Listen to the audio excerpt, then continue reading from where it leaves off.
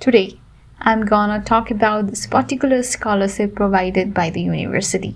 And this university is one of the top universities in South Korea. And most importantly, it is a research-oriented university. So I'm talking about GIST, Gwangju Institute of Science and Technology, which is located in Gwangju, South Korea. It is fully funded South Korean government scholarship, and it provides the international student to pursue master's degree, bachelor's degree, PhD degree, and also there is integrated master's and PhD degree. So there are most of the things you need to remember, like a timeline, like what documents need to be prepared. I'm gonna talk about these in next section. So this is the admission schedule that just has in its website. So I am going to put it down the link in the description box. You can have direct access to this particular web page. So every year just calls a admission for the spring semester and the fall semester, and the application deadline over here you can see for the spring is October 15 and the fall semester is April 15. So you need to keep in mind that the notification for the admission starts a month before the application deadline. So you need to prepare beforehand the documents needed. So just keep in mind the admission schedule and prepare for your document as well. And the second step you need to do is you need to contact your potential professor. So if you're gonna pursue your academic degree in this particular university, I suggest you to go through the profile of the professor and see if their research coincides with yours. If you find any of these professors, try to email them about your interest to pursue the degree program under their supervision, and it would be great help for the application you will be submitting. And one more suggestion, please email only one or two professors from the same department, because in the application portal there is two places where you need to insert your potential professor's name. So, and if you try to email more than two professors from the same department, then it will be very hard during application process. So I suggest you to stick within two. Next step is you need to prepare the required documents. So along with your online application, which I will show you later on, you need to submit the documents such as 1. The certified academic documents. Certified means either apostille or notarized. It is easy to notarize because it is usually done by the licensed lawyer and it is easily accessible. However, apostille will take a time, and the level of the hierarchy you need to verify depends upon the country you have last passed out. So it depends upon the country. So for apostille, you need to prepare beforehand because it will take a longer time than expected.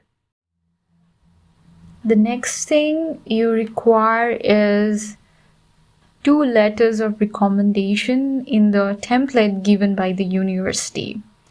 So try to request the professor who you know and have the knowledge of the quality of the work you have done or researches you have done, and ask them to write the recommendation letter, because this recommendation letter adds the value to your application. So keep in mind to ask them. The next thing you need to submit is your official English proficiency test. You need to have to submit your valid language proficiency test report as mentioned over here. But if you don't have anyone while submitting the application, you have an option to submit the English instruction certificate, which will be issued by your university. Ask your university and they will issue one. If you need any of these template for English instruction certificate, I'll be happily provide you. Just comment on the comment box and I'll happily share with you. Additionally, what the gist does is this is just for the conditional admission that you submit the English instruction certificate. Later on, they asked you to submit the IELTS when you actually get registered in GIST and when you actually get admitted in GIST. So this is called the conditional admission. So my suggestion is that better to have both the English instruction certificate from the university and language proficiency test report. One of the obvious thing you need to attach with your application is your valid passport. If you don't have, make sure you make one, because without that you cannot submit your application. The last thing you need to submit along with your online application is to submit a letter of recommendation for matriculation fee waiver. GIST actually asks newly admitted student to pay one-time matriculation fee of 680,000 Korean won, which is huge. If we convert into Nepalese rupees, that is almost 68,000 rupees. But if you want to get exempted from this fee, you need to ask your head of department, which you have passed out your last degree, to fill the matriculation fee in the template given by GIST. Make sure that not all the applicants who have submitted this recommendation letter will get exempted, but some of the students might get lucky. Okay, finally, for the online application, you can go through this URL provided over here, and you must enter your email and your password. If you are first time to enter your email and password, you can simply click apply. If you are first timer, then only apply. If you have already your GIST account in the system, then you just need to log in. Beforehand, you need to read this application guide, read it properly. The things that I have previously mentioned is also mentioned over there, and there's extra information as well, so you can go through this application guide because it helps you to guide towards the application process and just apply it. So if you need help in this application, this online application portal, I'll make another video for you guys, because I think this video will be long enough to include this section. Lastly, I'm going to talk about the monthly stipend the GIST provides to all the international students who gets newly admitted. And what they does is that they provide you the tuition fee fully funded.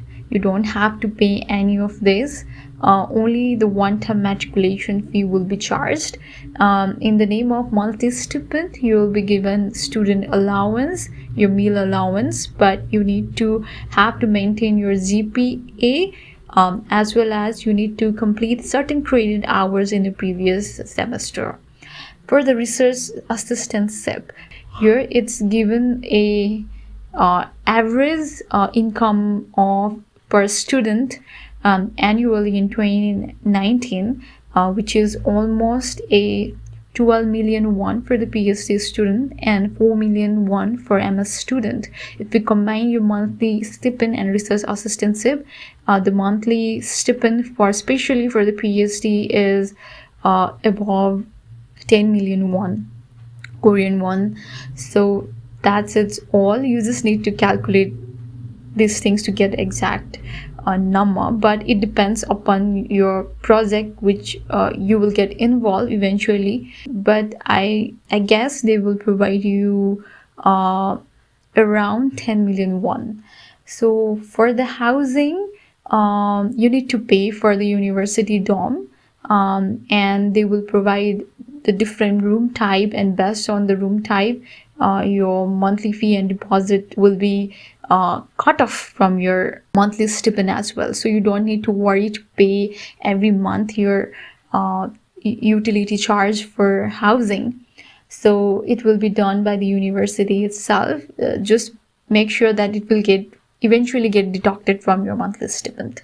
So there is an apartment for a married student, so you can have a look over this monthly fees and deposit over here. They will provide you the 80% of the health insurance, and it is for international student only. Rest 20% you need to pay by yourself. This also gets deducted from monthly stipend. And lastly, they will reimburse your flight ticket, a one-way flight ticket to the Korea. So at the end, I want to say that GIST is a top ranked university and it is fully funded. So I suggest you to just give it a chance and prepare documents that I have mentioned before. Thank you for watching my videos, and don't forget to like, comment and subscribe my channel, and there is a little notification bell, and ring that bell too. Bye bye.